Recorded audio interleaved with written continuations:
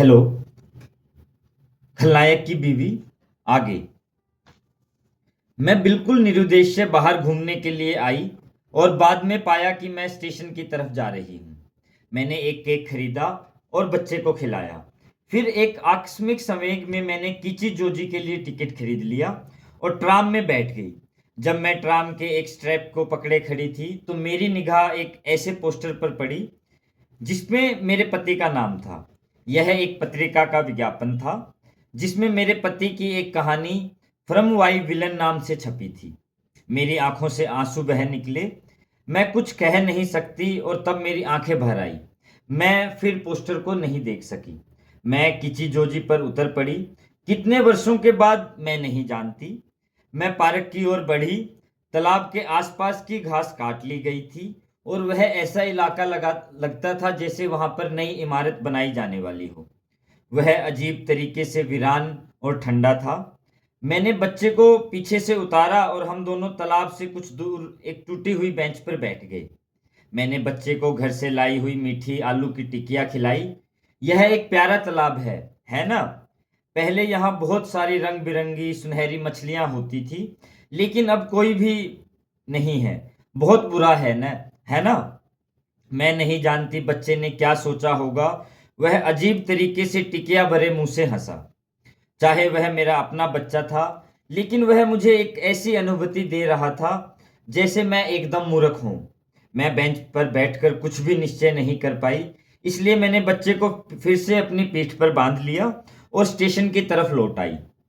मैंने नाकौनों का टिकट खरीदा। बिना विचार और योजना के मैं ट्राम में चढ़ गई, जैसे मैं किसी के भयावह भ्रम जाल में फंस गई हूं। मैं नकानों में उतर पड़ी और होटल की तरफ चल पड़ी। सामने का दरवाजा खुला नहीं था। मैं पीछे से गई और रसोई के दरवाजे से अंदर घुसी। मालिक बाहर था और उसकी पत्नी अपने आप दुकान की सफाई कर रही थी। जैसे ही मैंने उसे देखा, मैंने इतना झूठ बोलना आरंभ कर दिया जितने की मैंने कल्पना भी नहीं की थी। ऐसा लगता है जैसे मैं आपके पैसे की पाई पाई चुका दूंगी, मगर आज रात नहीं।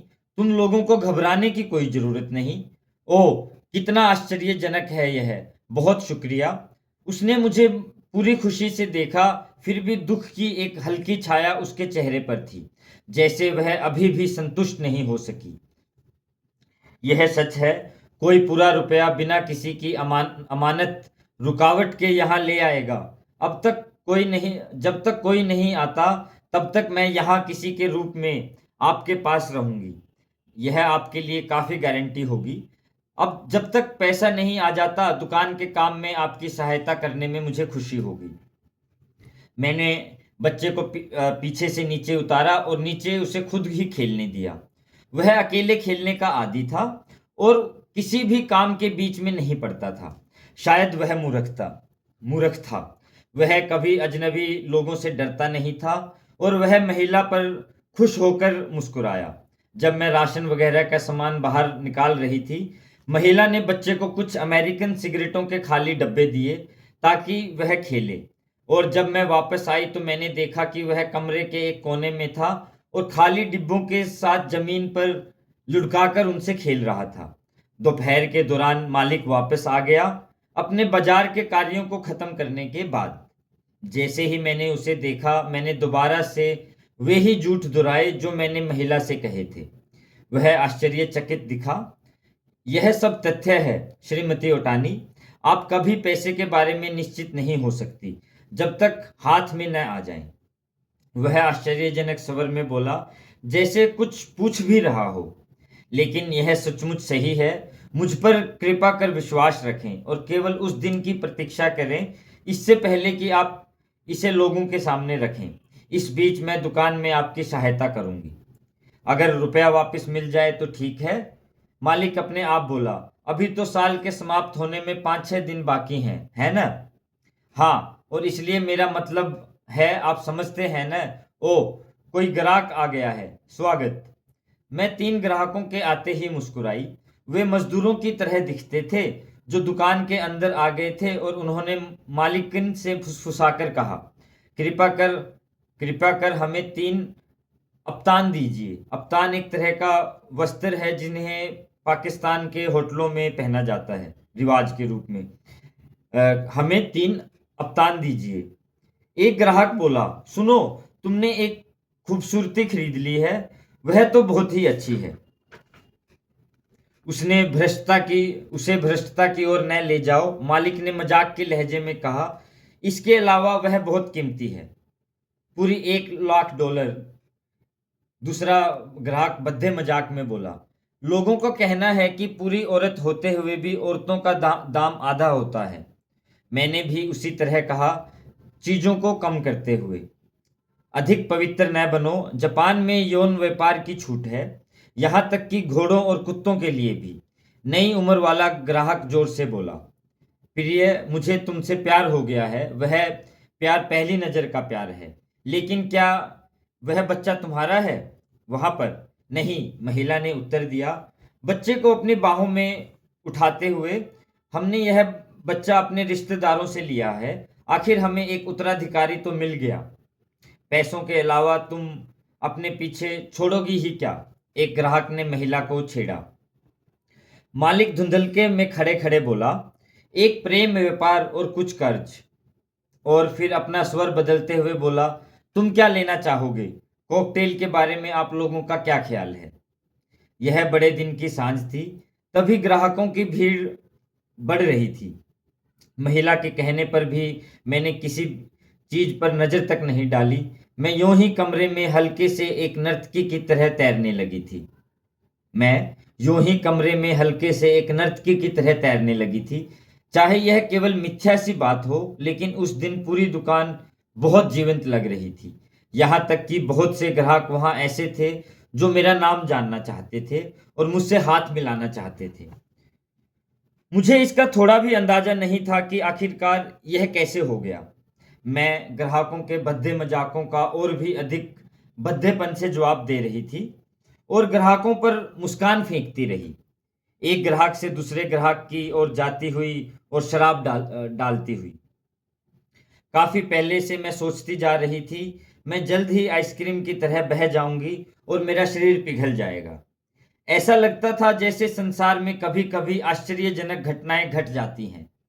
9 बजने के कुछ देर बाद एक आदमी आया, बड़े दिन के सूचक वस्त्र पहने हुए, एक कागज का टोप, एक काला नकाब, जिससे उसके चेहरे का ऊपरी भाग ढका हुआ था। उसके पीछे ही एक खूबसूरत औरत, कसे बदन वाली, लगभग 34-35 साल की आई। आदमी कोने के कुर्सी पर मेरी ओर पीठ करके बैठ गया, पर जैसे ही वह अंदर आया मैं जान गई वह कौन है। चोर के रूप में वह मेरा पति ही था। वह वहां बैठ गया, मेरी ओर जरा भी ध्यान न देते हुए। मैंने भी ऐसा जाहिर किया जैसे उसे न जाना हो और दूसरे ग्राहकों के साथ फिर मजाक में शामिल हो गई। महिला मेरे पति के सामने बैठ गई और उसने मुझे बुलाया। मेरे पति ने नकाब के नीचे से मुझे घूरा, जैसे उसने अपने में ही कुछ आश्चर्य हुआ हो। मैंने हल्के से उसके कंधे थपथपाए और कहा, तुम मुझे बड़े दिन की मुबारक क्यों नहीं दोगे? तुम क्या चाहते हो? ऐसा लगता है जैसे तुमने पहले ही 1-2 पैग चढ़ाए हों। महिला ने इस बात को नजरअंदाज कर दिया। उसने कहा, मुझे मालिक के साथ कुछ चर्चा करनी है। क्या आप एक क्षण के लिए उन्हें बुला सकेंगी? मैं रसोई में चली गई, जहां मालिक मछली तल रहा था। मैंने कहा, ओटानी लौट आया है, कृपा कर जाओ और उससे मिलो, पर उस महिला से मेरे संबंध में कोई चर्चा मत करना। मैं उससे परेशान नहीं करना चाहती। आखिरकार वह सचमुच आ ही गया है। मालिक ने मेरे झूठ को आधे संदेह में लिया और तब भी वह उसमें विश्वास का अंश नहीं रख सका। अब साधारण तौर से उसने सोच लिया कि मेरे पति वापस आए हैं मेरी किसी बात के परिणाम स्वरूप। कृपा कर मेरे बारे में कुछ न कहें, मैंने दोहराया। अगर तुम मुझसे यही चाहती हो तो ऐसा ही होगा। वह सीधे ही बात मान गया और बाहर चला गया। पूरे कमरे में शीघ्र ही झांक लेने के बाद मालिक उस मेज पर गया जहां मेरे पति बैठे थे। सुंदर सी महिला ने 2-3 शब्द उससे कहे और तब तीनों दुकान से बाहर चले गए। सब कुछ हो गया था, सभी चीजें तय कर ली गई थी। मैंने सारी चीजों का विश्वास कर लिया और यह सब मुझे आनंददायक प्रतीत हुआ। मैंने एक नवयुवक ग्राहक की बाह पकड़ी जो गहरे नीले सूट में था, जिसकी उम्र 20 से अधिक नहीं होगी, और चिल्लाई, पियो पियो, यह बड़े दिन का मौका है। केवल 30 मिनटों में, बल्कि इससे भी पहले, मुझे उससे भी पहले लगा, मालिक अकेला वापस आया और उसने मुझसे कहा, श्रीमती ओटानी, मैं आपको धन्यवाद देता हूँ, मुझे पैसा वापस मिल गया है। वह एक अजीब हंसी हंसा, सब जो वह कल ले गया था, और जो उसे तुम्हारा देना है वह लगभग कितना बनता है, एक अंदाजन रकम, 20,000 येन। सारा यही है, यह कम से कम है। मैं यह सब पूरा कर दूंगी। क्या आप मुझे कल से यहीं नौकरी पर रख लेंगे? मैं नौकरी नौकरी करके सब चुका दूंगी। आप मजाक तो नहीं कर रही हैं? और हम दोनों साथ साथ हंसे। आज रात मैंने 10 बजे दुकान छोड़ी और बच्चे के साथ घर वापस आ गई। जैसे मेरी आशंका थी, मेरे पति घर नहीं आए थे, पर इस बात ने मुझे तनिक भी परेशान नहीं किया। कल जब मैं दुकान में जाऊंगी तो मैं अपने पति को फिर देखूंगी। यह सब मैं जानती थी। ऐसी अच्छी योजना पहले मेरे दिमाग में क्यों नहीं आई? यह सब तकलीफ केवल अपनी बेवकूफ़ी के चलते मुझे सहनी पड़ी। मैं तो पहले भी अपने पिता की दुकान पर ग्राहकों को प्रसन्न करने में कुशल थी। वही कुशलता निश्चय के साथ मैं उस दुकान में दिखा पाऊंगी। सचमुच आज रात ही मैंने टिप्स के साथ 500 येन कमाए हैं। उस दिन के बाद मेरी जिंदगी पूरी तरह बदल गई। मैं सुंदर और हल्की हो गई। मैंने सबसे पहले आकर्षण बढ़ाने वाली सारी चीज़ें खरीदी और अपने पास रख ली। मैं प्रसाधन की चीज़ें और कपड़े ले आई। मुझे अनुभव हुआ कि जैसे कठिन से कठिन चिंताएं पूर्ण रूप से भाग खड़ी हुई हूँ। मैं सुबह उठी, मैंने बच्चे के साथ नाश्ता किया, तब मैंने उसे अपनी पीठ पर लिया और काम के लिए चल पड़ी। नया साल दुकान में व्यापार के लिए महत्वपूर्ण था और मैं इतनी व्यस्त थी कि मेरी आंखें तैरती रही। मेरे पति पीने के लिए 2 दिन में एक बार जरूर आते थे। वह मुझे पैसे ही चुका वह मुझे पैसे वह पैसे मुझे ही चुकाने देते और फिर गुम हो जाते। कभी कभी वे दुकान में रात को भी दिख जाते और मुझसे पूछते कि क्या अब मेरा घर लौटने का समय नहीं हो गया। तब हम दोनों खुश खुश लौटते। मैंने पहले से ही ऐसा क्यों नहीं किया? यह तो मुझे इतनी खुशियां दे रहा है। औरतें खुशी और गम के बारे में कुछ नहीं जानती। शायद नहीं। मर्दों के बारे में क्या ख्याल है? मर्दों के पास केवल दुख है। वे लगातार डर से लड़ रहे हैं। मैं नहीं समझती ये बातें। मैं केवल यही जानती हूँ कि और चाहती हूँ कि यही जीवन हमेशा चल सके। मालिक और मालकिन दोनों अच्छे और भले लोग हैं। मूर्ख न बनो। वे गंवार देहातियों को लूट रहे हैं। वे मुझे इसलिए पिलाए जा रहे हैं कि वे सोचते हैं अंत में उन्हें पैसा मिल जाएगा। वह उनका काम है। तुम इसके लिए उन्हें जलील नहीं कर सकते। लेकिन उस सब की पूरी कहानी यही नहीं है। तुम्हारा किसी औरत से संबंध है ना? एक जमाने पहले था। क्या बूढ़ा इस बात को महसूस करता है? मुझे विश्वास है वह जानता है। मैंने उसे कहते सुना है कि तुमने उसे गलत रास्ता दिखाया है और उन्हें कर्जदार बनाया है। मैं निश्चय ही तुम्हें एक बहुत बुरा आदमी लगता हूँ, लेकिन सच तो यह है कि मैं जल्दी ही मरना चाहता हूँ, क्योंकि मैं यह सब नहीं सह पा रहा हूँ। जब से मैं पैदा हुआ हूँ तब से मैं मरने के अलावा कुछ नहीं सोच रहा हूँ। यह सब लोगों के लिए मुझसे संबंधित अच्छा होता अगर मैं मर गया होता। यह ठीक है, पर अब भी मैं मरता नहीं दिखता हूँ। अवश्य ही कोई ऐसी आश्चर्यजनक और भयानक चीज है भगवान की तरह जो मुझे मरने नहीं देती है। यह इसलिए कि तुम्हारे पास तुम्हारा काम है। मेरा कार्य कोई अर्थ नहीं रखता। मैं न तो बेहतर लिखता हूँ न असफल। अगर लोग कुछ को अच्छा कहते हैं तो वह अच्छा, तो बुरा कह देते हैं तो बुरा हो जाता है। लेकिन मुझे संसार में अगर कहीं कोई चीज डराती है तो वह ईश्वर है। क्या है? क्या वह सचमुच है? मेरा कोई विचार नहीं है इस संबंध में। अब जब मैं दुकान में 20 दिन कार्य कर लिया है, मुझे लगा है कि हर ग्राहक अतत एक अपराधी है, हत्यारा है। मैंने यह भी सोचा है कि सामंती तौर पर मेरे पति भी उनकी तुलना में हैं। और मैं देखती हूँ कि कोई ग्राहक बल्कि हर एक वह आदमी जो सड़कों गलियों में चल रहा है, किसी न किसी अपराध को छिपा रहा है। जब मैंने 20 दिन से काम कर लिया है, तो मुझे लगा है कि हर ग्राहक एक अपराधी है, एक हत्यारा है।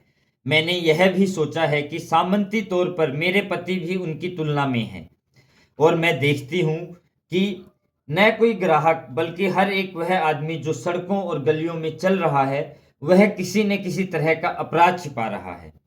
बहुत सुंदर कपड़े पहने हुए एक महिला दुकान में आई। वह मदिरा का एक पौवा 300 येन में बेच रही थी। वह सस्ती थी आजकल के दिनों को देखते हुए। मालकिन ने वह खरीद ली। बाद में पता चला कि उसमें पानी मिला है। मैंने सोचा कि ऐसे संसार में जहाँ कि बड़े कुलीन घराने की लगने वाली महिला भी ऐसे कृत्य करने के लिए बाध्य है, तो यह नामुमकिन है कि जो भी जीवित है वह किसी तरह ईमानदार बना रहे। ईश्वर, अगर तुम्हारा अस्तित्व है तो मुझे दर्शन दो। नए साल के त्योहार के अंत में एक ग्राहक ने मुझ पर बलात्कार किया था। उस रात वर्षा हो रही थी और ऐसा नहीं दिख रहा था कि उस रात मेरे पति आएंगे। मैं घर जाने के लिए तैयार हो गई। वैसे अभी एक ग्राहक बैठा हुआ था। मैंने बच्चे को उठाया जो एक कोने में सो रहा था। मैंने उसे अपने पीछे बांधा। मैं आपका छाता फिर ले जाना चाहती हूँ, मैंने मालकिन से कहा। मेरे पास एक छाता है, मैं आपको घर छोड़ आऊंगा, आखिरी ग्राहक ने उठते हुए कहा। वह छोटा, कमजोर, 25 साल का एक कारखाना मजदूर लगता था। यह पहली बार थी कि वह इस दुकान का ग्राहक बना, उस दिन से जब से वह वहां काम कर रही थी। यह आपकी मेहरबानी है, लेकिन मैं खुद ही जाने की आदी हो गई हूँ।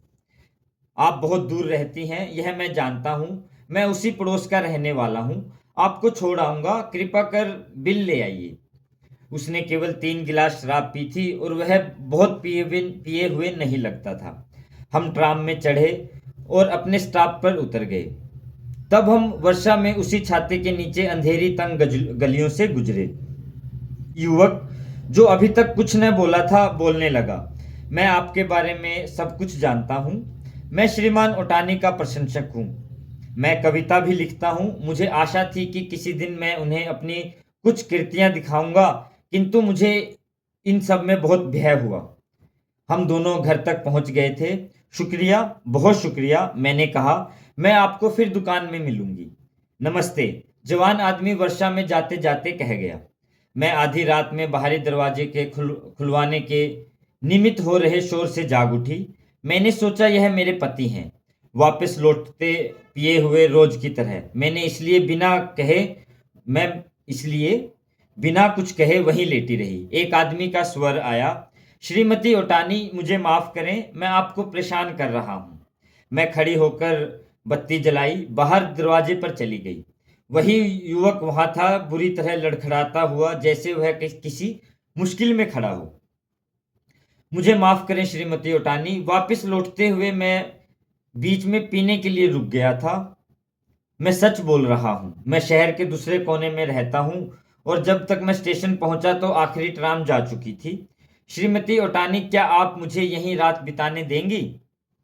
मुझे किसी तरह के कंबल वगैरह की जरूरत नहीं है। मुझे इस तरह पहले कमरे में सोने में खुशी होगी, जब तक कि सुबह की पहली ट्राम का समय नहीं हो जाता।